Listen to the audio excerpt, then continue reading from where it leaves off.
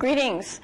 Today we want to consider our discussion of the cardiovascular system, and in particular we want to think about how the heart adjusts its output of blood to match the needs of the body in general. So the learning objectives that we want to consider are to define and calculate the injection fraction of the heart. Secondly, to discuss what's known as the Frank-Starling relationship in terms of venous return, that is the blood coming back into the heart and its filling, versus cardiac output, and that is how much blood is actually being ejected from the heart to enter into the circulatory system. And third, we want to explain the effects of the sympathetic nervous system on cardiac output. Okay, so what do we mean by cardiac performance or cardiac output? The cardiac output is the volume of blood that's pumped each minute. And that, as you know from last time when we met, the cardiac output is equal to stroke volume times heart rate. And that the heart rate is typically about 72 beats per minute, and our stroke volume about 70 milliliters, so that the cardiac output at rest is about 5 liters per minute. But we know that, individuals such as athletes can have a much lower heart rate. They can have a very high parasympathetic tone, and by having a high parasympathetic tone, they have a lower heart rate, but they still have at rest a cardiac output of 5 liters per minute. And this means that the heart had to adjust the stroke volume. So the stroke volume increases in a well-trained athlete. And so that somebody who has, say, a heart rate of 50 milliliters per minute, beats per minute, and has a cardiac output of 5 liters per minute, would then have a stroke volume of 100 milliliters. The other way of thinking about the heart and its function is to think about the ejection volume or the ejection fraction. This is calculated by the stroke volume divided by the end diastolic volume. That is, by the volume at the end of diastole when the ventricles are full. So this will give times 100.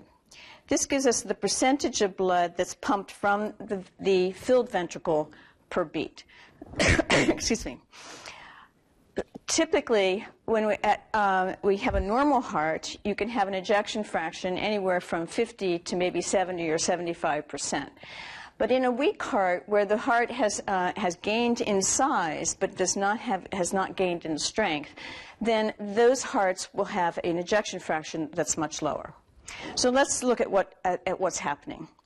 We can consider this by looking at our pressure volume loops. And so we have here on the y-axis pressure and on the x-axis volume. And volume is increasing in this direction. We have one heart, and that's heart A. And that heart we're going to fill with more blood as it goes through diastole. So we are going to shift the first heart, A, to heart B by simply increasing the end diastolic volume. And that's what's here on the x-axis. As we shift the heart, and this is the same heart, all we're doing is adding more volume to it. As we do that, you notice that it started with a systolic pressure of 100, but now a filled heart, a heart that has more blood within the ventricle, can generate up to 100, is now generating 180 millimeters of mercury. So that by simply filling the same heart with more blood, we're able to get a better contraction, or better force from that particular heart, and we have a higher systolic pressure. So that's an advantage, and that's why the hearts will in fact meet their increased demand by increasing volume within the system, and that is filling of the heart. But in this particular case, the stroke volume of the two loops, that is A and B, are we kept as 40 milliliters. So what if we calculate the ejection fraction from loop A, that is the heart at rest before we started to fill it with more blood, then what we find is that 40 divided by 90 will give us an ejection fraction which is about 44%. But what about the ejection fraction from loop B? It's the same heart, but we've added more volume, more blood to the ventricle, and we've maintained the stroke volume at 40. And what we see then is it's 40 divided by 140, which is its end diastolic volume. And so now that heart has only about a 28% ejection fraction. So although it can give us more pressure, or it can generate more pressure, the heart is in fact not as efficient at doing so.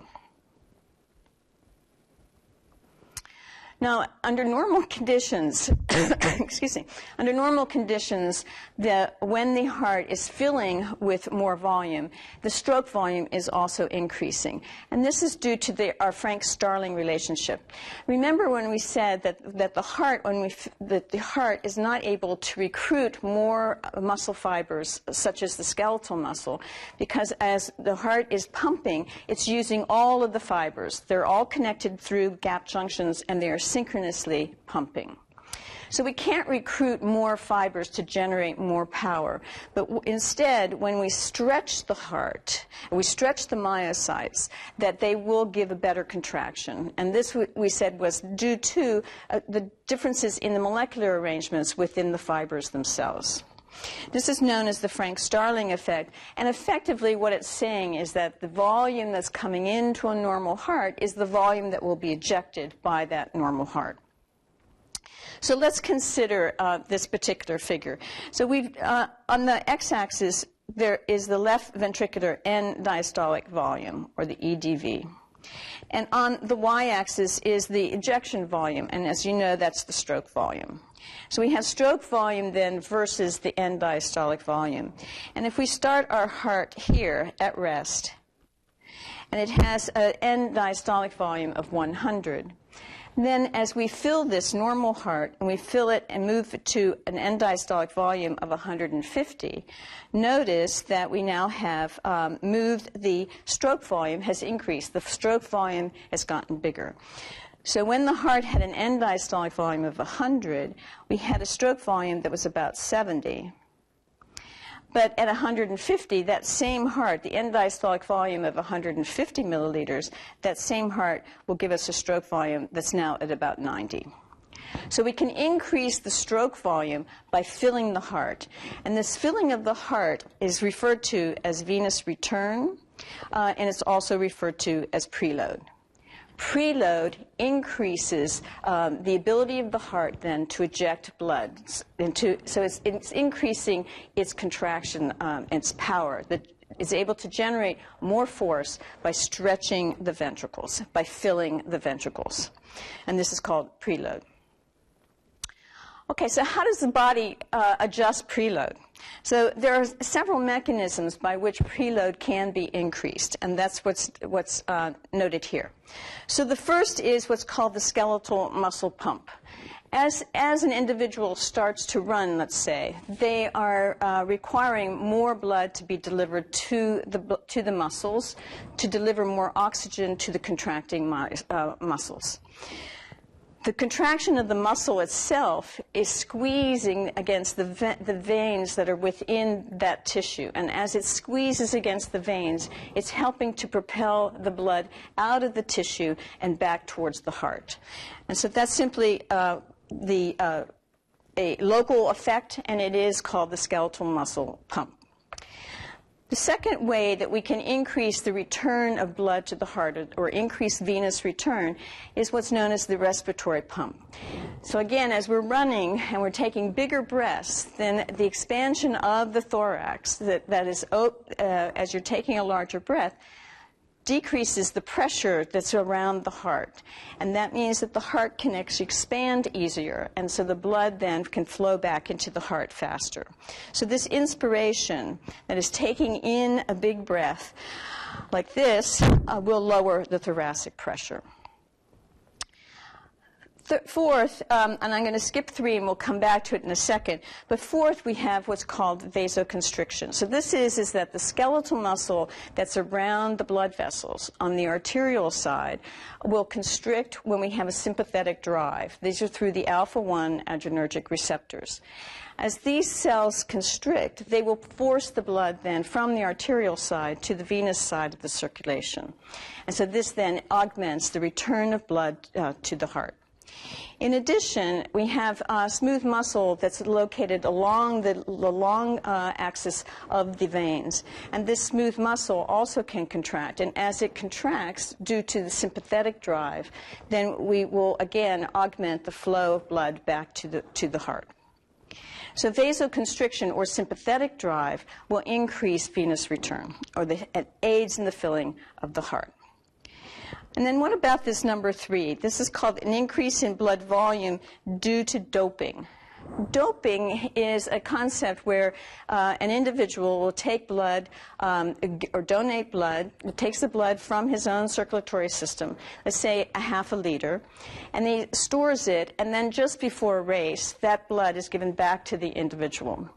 The individual has 5 liters of blood within his circulation, and he's giving back another half a liter to the circulation. So he now has on board 5.5 liters of blood.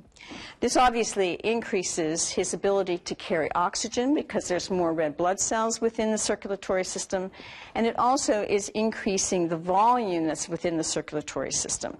So we have more volume then that can be delivered to the heart. So this aids then in the delivery of blood to the tissues.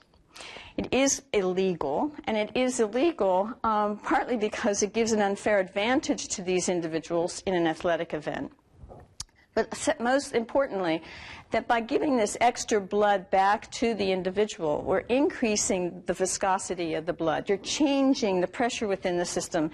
And by giving more blood cells to the body, what happens is that as the individual dehydrates or they lose fluid during the athletic event through sweating, then this individual's blood actually becomes higher in the hematocrit increases.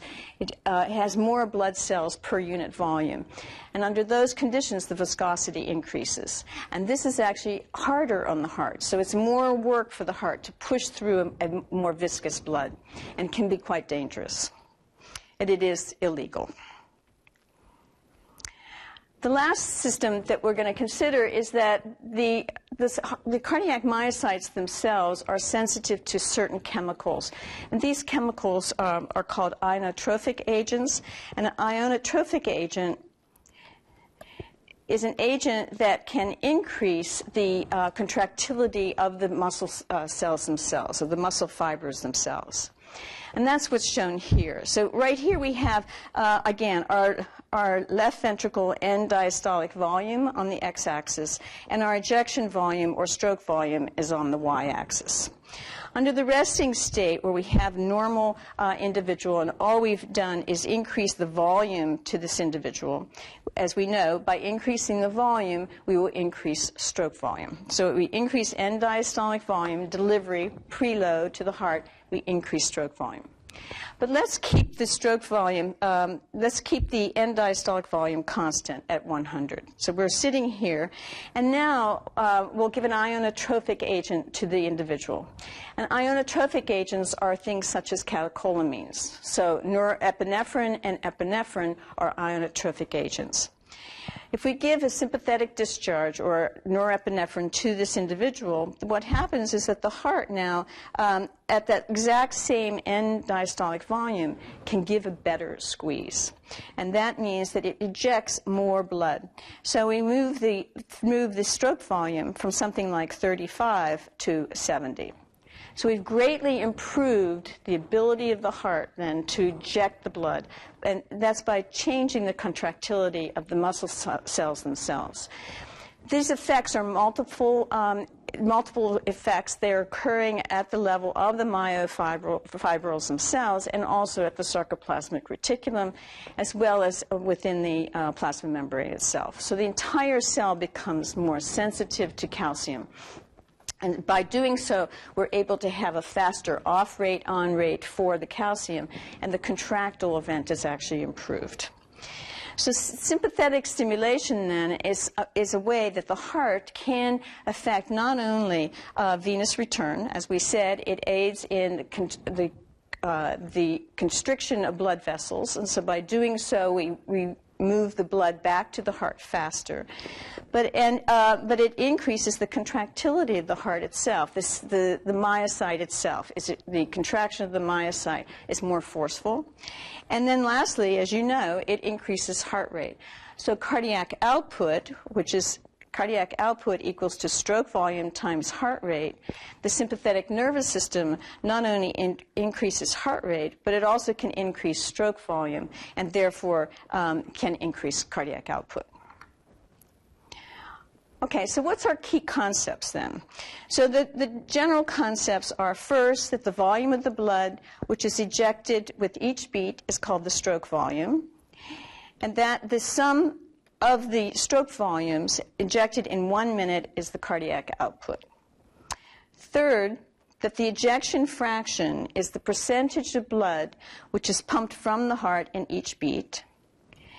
Fourth, cardiac output increases with increased filling of the ventricles, and this is referred to as venous return and also as preload. And that cardiac output can increase with an increase in sympathetic stimulation or by giving an ionotropic agent to the heart. All right, so see you next time.